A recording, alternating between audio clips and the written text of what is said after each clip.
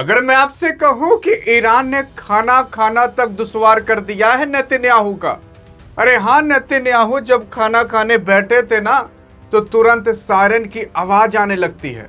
Netanyahu ये दिखाना चाहते थे कि देखिए, ईरान के अंदर अभी भी सब कुछ वैसी है जैसे पहले रहा करता था।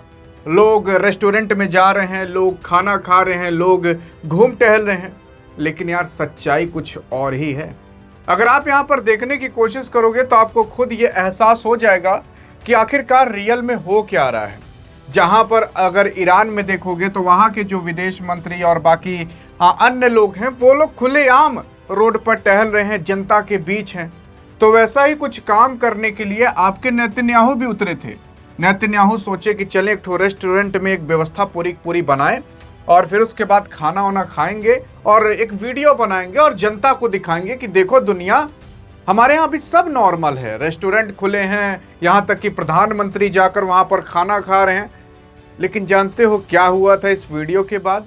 वीडियो पूरी होती नहीं है इनकी, तब तक सायरन बजने लगता है। इनके बॉडीगार्ड और ये खुद वहाँ से भाग खड़े होते हैं। और सायरन जानते हो किस चीज का बजता है? कि ईरान की मिसाइलें आ रही हैं।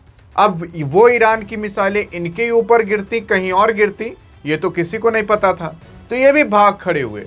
यानी कि यार, अब ये प्रधानमंत्री हैं। अब ये किसी नॉर्मल रेस्टोरेंट में जाकर नहीं बैठे होंगे, बल्कि पहले से पूरा का पूरा प्री प्लान हुआ होगा कि ऐसे ऐसे कुछ किया जाएगा। और फिर 5 मिनट के लिए प्रधानमंत्री आएंगे और फिर उसके बाद खाना खाकर वीडियो बनाकर चले जाएंगे, ताकि दुनिया को दिखा सके देखिए सब कुछ ऐसे है। ऐसे नॉर्मल नहीं आ गए होंगे।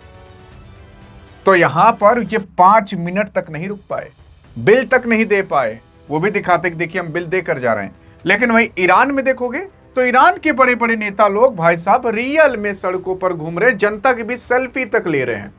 कोई बॉडीगार्ड इनके किनारे नहीं दिख रहा। मतलब इतना नॉर्मल है ये लोग। और दूसरी चीज, इजराइल में देखोगे तो इजराइल के अंदर कई हजार घर अभी तबाह हो चुके हैं। इजराइल के अंदर लोग सड़क पर आ चुके हैं, बंकर में भी नहीं रह पा रहे। और बंकर में क्यों नहीं रह पा रहे ना, अभी आपको सच्चाई पता चलेगी क्यों नहीं रह पा रहे। आप जानकर हैरान रह जाओगे। यहां पर लोग अपना घर छोड़ करके कोई दूसरे देश भाग रहे हैं, कोई कहीं एक जगह से दूसरी जगह शिफ्ट हो रहे हैं, जहां पर सुनाई दे रहा हो कि भाई अच्छा, यहां पर अभी ईरान की मिसाइलें नहीं गिर रही। लेकिन इजराइल इतना छोटा सा है कि कहीं पर भी उसकी मिसाइलें गिर सकती हैं। और खास करके तेल अवीव को तो पूरी तरीके से तबाही कर दिया है।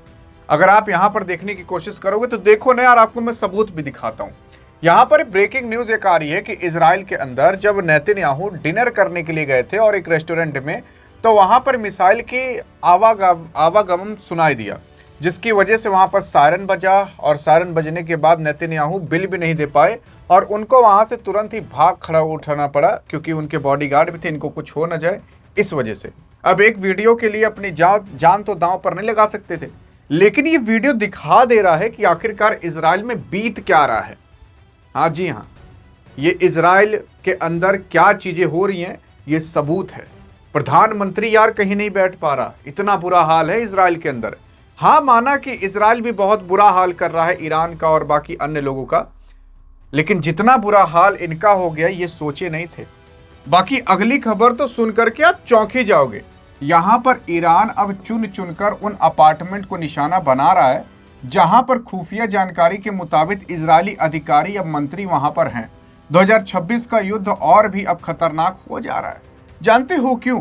क्योंकि हाल फिलहाल अभी इजराइल और अमेरिका ने मिल करके ईरान के सारे बड़े अधिकारियों को मार दिया था, यहां तक कि वहां के सुप्रीम लीडर खमेनाई तक को मार दिया था।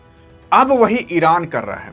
ईरान रूस और चीन के साथ मिल करके अपनी खुफिया एजेंसी को लगा करके वो पता लगा रहा है कि आखिरकार इजराइल के लोग और अमेरिका के लोग, यानी कि इजराइल के अधिकारी या अमेरिका के अधिकारी किस बिल्डिंग में हैं और किस बिल्डिंग में किस फ्लोर पर हैं। जिस तल्ले पर होंगे, जिस फ्लोर पर होंगे, डायरेक्ट वहीं पर ही मिसाइल घुसेड़ी जा रही है। आप यार विश्वास नहीं कर रहे तो ये पूरा का पूरा लाल आपको दिख रहा होगा, लेकिन ये बिल्डिंग है यहाँ पर। और यहाँ पर उस मंजिले पर जाकर ड्रोन अटैक होता है जहां पर बताया जा रहा है कि इजराइल के कुछ अधिकारी थे। इतना खतरनाक अटैक हो रहा है। फिर उसके बाद यहां पर देखोगे तो पूरी की पूरी मिसाइलें ही दिखाई दे रही हैं। और ये मिसाइलें ऐसी मिसाइलें हैं कि कही जा रही है कि इजराइल की जो फोर्स है उनको ख़त्म कर दिया गया है, उनकी जो नेवल फोर्स है उनको ख़त्म कर दिया जा रहा है। वो लोग कुछ नहीं कर पा रहे। और अगर आप देखोगे इस फोटो के अंदर, तो इस फोटो के अंदर जैसे कि 5-6 मिसाइलें हैं, तो 5-6 ऐसी मिसाइलें हैं जो कि नीचे से आयरन डोम वाले निकलती ताकि हवा में ख़त्म कर दें। एक तो देखोगे यहाँ पहुंची है, एक तो यहाँ पहुंची है, लेकिन ये लोग एक भी मिसाइल को ख़त्म नहीं कर पा रहे। उनका आयरन डोम फेल हो जा रहा है। अब क्यों फेल हो जा रही हैं ये चीजें मैंने आपको पिछली वीडियो में बता दिया था, आप चैनल पर जाकर आराम से उसे देख सकते हो। और जो यूएस का KC-135 रिफ्यूलिंग स्टेशन है, यानी कि यूएस का जो एक बेस है सऊदी अरब के अंदर स्थित था, उसको भी ईरान ने अब खत्म कर दिया है। ये सैटेलाइट की इमेज भेजी गई है, देख सकते हो। यहाँ पर अभी कुछ आपको दिख रहा होगा, लेकिन इस इमेज में देखोगे तो पूरा राख हो गया होगा। ऐसा कहा जा रहा है कि ये KC-135 का स्टेशन था। KC-135 एक बड़ा सा, बहुत बड़ा सा जहाज होता है। वो एक जगह से दूसरे जगह पर सामान को ले जाने का काम करता है। आर्मी लोग इसे यूज़ करते हैं, जैसे कि मान लेते हैं कि बहुत ज़्यादा तेल ले जाना है तो तेल और ले जाने का काम करता है, बहुत हैवी सामान ले जाना है तो सामान ले जाने का काम करता है। उसकी स्टेशन को ही उड़ा दिए जा रहे हैं। सोच कर देखिए, मतलब अब ट्रेन जो है वो ट्रेन मान लेते हैं नॉर्मल चल रही है, लेकिन अगर एक भी स्टेशन ना हो तो आदमी बैठे चढ़ेगा कहाँ। वैसे ही इस KC-135 विमान के साथ हो चुका है, उसके स्टेशन को ही उड़ा दिया जा रहा है। अब वो आकर रहेगा कहाँ। इस तरीके से बहुत बुरा हाल है अमेरिका का सऊदी अरब के अंदर, जो उसने अपने स्टेशन बनाकर रखे हैं। अरे ये तो अभी कम है, अभी जो आगे बताने वाला हो ना, वो तो सुनकर आपके होश उड़ जाएंगे। अभी तो केवल अमेरिका के होश उड़े हैं। यहाँ पर मल्टीपल भाई साहब कई सारी मिसाइलें फायर की गई हैं, कहीं और नहीं बल्कि साउथ तेल अवीव में, जिससे कहा जा रहा है कि काफ़ी बड़ा नुकसान हो रहा है। और उसी के साथ साथ ये तब कही जा रही हैं जब अमेरिका यानी कि ट्रंप सीज फायर की बातें कर रहा है, तब इतने बड़े बड़े हमले किए जा रहे हैं। उसी के साथ साथ अरब कंट्री में अगर आप देखोगे तो अब काफ़ी बड़े बड़े स्ट्रॉन्ग डिसीजन आने वाले हैं, और आ भी रहे। एक देश ने ले भी लिया है। जानते हो किस देश ने लिया है? आप सुनकर हैरान हो जाओगे। यहाँ पर जो कतर है, उसने पहली बार और पहला एक ऐसा देश हो चुका है गल्फ कंट्री यानी कि खाड़ी देश के अंदर, जिसने कह दिया है कि हे अमेरिका, यार अमेरिका तुम अब यहाँ से जाओ, तुम अपने सैन्य अड्डे हटा लो, हम तुम्हें अपना सैन्य अड्डा इस्तेमाल नहीं करने देंगे, या हम अपनी ज़मीन तुम्हें इस्तेमाल नहीं करने देंगे। ये कतर कह चुका है। ये कतर जो आपको दिख रहा है देश ना, ये पहले अमेरिका का बहुत बड़ा चाटुकार हुआ करता था। अमेरिका जो कह दे कहता अरे जी हजूर आप कह दिए तो नहीं मानेंगे, इस तरीके का कतर रहा करता था। लेकिन अब वही कतर कह रहा है कि अमेरिका एक काम करो, तुम अपना बोरिया बिस्तरा बांध कर यहाँ से निकल लो, अपना जो सैन्य अड्डा है सब कुछ साफ सूफ करके यहाँ से निकल लो। अब क्यों कह रहा है? क्योंकि ईरान जो है वो कतर पर अटैक इतना किया है कि कतर को अब जहां पर था वहां पर जाने के लिए 3-4 साल लग जाएंगे। अरे वहां की रिफाइनरी, वहां पर बाकी जो अन्य बड़े बड़े प्लांट्स होते थे, उन सबको तबाह कर दिया है। कतर बेचारा छोटा सा देश था, अब उसमें अगर रिफाइनरी खत्म कर दी जाएगी, उसका गैस वोस जहां से सब कुछ आता जाता था वो सब खत्म कर दिया जाएगा, तो वो देश खत्म हो जाएगा।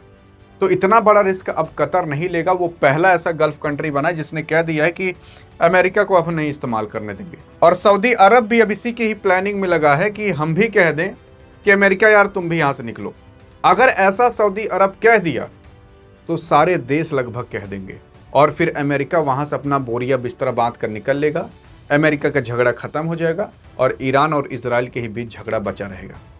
कुछ इस तरीके से होने वाला है। और अमेरिका की जो बेइज्जती होगी, वो बेइज्जती आज तक कभी नहीं हुई थी ऐसी बेइज्जती, क्योंकि वो अमेरिका जो पहले इतना स्ट्रांग रहा करता था, ऐसा कहा जाता था कि अगर एक भी अमेरिकी आर्मी को कोई मार देता था दूसरा देश वाला ना, अमेरिका घुस कर उसके देश में उसको मारता था, और आता भी था, उठवा कर लेकर आता था, लेकिन किसी की हेकड़ी नहीं रहती थी कुछ बोल दे। लेकिन आज वही अमेरिका, ईरान ने दिखा दिया है कि अमेरिका की औकात क्या है। इतनी घोर बेइज्जती अमेरिका की भी हो रही है। अरे ये वो अमेरिका है जब वर्ल्ड वॉर 2 हो रहा था ना, तो आते ही उसने वर्ल्ड वॉर खत्म कर दिया था परमाणु बम गिराकर। आज वही अमेरिका एक ईरान से नहीं जीत पा रहा जिसके पास खुद का परमाणु बम तक नहीं है। सोच कर देख लीजिए। लेकिन अब इजराइल के अंदर देखो कितना बुरा हाल हुआ है। इजराइल के अंदर लोग बंकर में रह रहे हैं। बंकर मतलब अंडरग्राउंड के अंदर लोग बना कर शेल्टर बना कर अंडरग्राउंड में घर बना कर हैं। अंडरग्राउंड में इसलिए बनाया जा रहा है क्योंकि जब मिसाइल गिरती है तो ज़मीन पर गिरेगी, और अगर आप अंडरग्राउंड में तो उतना ज़्यादा क्षतिग्रस्त या उतनी ज़्यादा नुकसान वहाँ पर नहीं होता। अब ईरान जो है इसका भी एक तोड़ निकाल लिया है। ईरान वहां वहां पर मिसाइलें गिरा रहा है जहां जहां से पानी लीक हो सके। हाँ जी हाँ, जैसे जहां बड़ी बड़ी बोरिंगें होती हैं ना, वहां पर मिसाइलें गिरा दे रहा है, जिसकी वजह से आप ये जो देख रही है पूरा पूरा पानी भरा हुआ है। और पानी डायरेक्ट रसा रसा कर, मतलब कह सकते हो कि जहां ढलान पा रहा उधर ही की ओर चलता चला जाएगा पानी, और बंकर में घुस जा रहा है। तो लोग जैसे जैसे कीड़े मकोड़े नहीं होते, जब पानी डाल दो तो वो बिल में से निकल आते हैं, वैसे ही इजराइल के लोगों का हाल हो चुका है। मतलब इतनी मिसाइलें गिरा रहा है कि जो बोरिंग सोरिंग है, मोटर सोटर हैं और बाकी अन्य चीजें हैं ना, वो सब टूट फूट जा रहे हैं और वहां से भलभला कर पानी निकलने लग रहा है और बंकर में घुसने लग रहा है पानी। लोग भाग भाग कर बाहर आ रहे हैं तो मिसाइल गिर जा रही है, तो लोगों को अपना देश छोड़कर ही भागना पड़ रहा है। कई हजार लोग अब अपना देश छोड़कर भाग रहे हैं, मतलब इजराइल छोड़कर भाग रहे हैं। और अब वहां का प्रधानमंत्री कह रहा है किसी को बाहर मत जाने दो। इतना बुरा हाल है। जान जाओ, वो एक खुली जेल बन चुकी है, कि एक गेम बन चुका है। आप ऐसा मान सकते हो कि ईरान उधर से मिसाइलें फायर कर रहा है और गिन रहा है। अच्छा, जैसे गेम में नहीं होता कि गोला बारूद गिरा दो, नीचे देखो कितने लोग मरे, ऐसा होता था पहले, गेम आता था हेलीकॉप्टर से उड़ कर जाओ, वैसे ही सेम अभी ईरान गेम खेल रहा है इजराइल के साथ। मिसाइलें गिरा रहा है, फिर देख रहा है अच्छा 20 लोग मरे, अच्छा 30 लोग मरे, अच्छा ये बंकर में छुपे हैं, यहाँ पर फोड़ो, फिर पानी घुसे, फिर बाहर आए, फिर मार दो। इतना बुरा हाल है अभी इजराइल का। बाकी अगर आप जानना चाहते हो क्या जो अमेरिका है वो इस युद्ध को शांत कराने के लिए क्या परमाणु बम गिरा सकता है, ये सबके मन में सवाल है। आई थिंक आपके मन में भी होगा। अगर इसका जवाब चाहिए तो इस वीडियो में मिलते हैं, तब तक लिए जय हिंद जय भारत।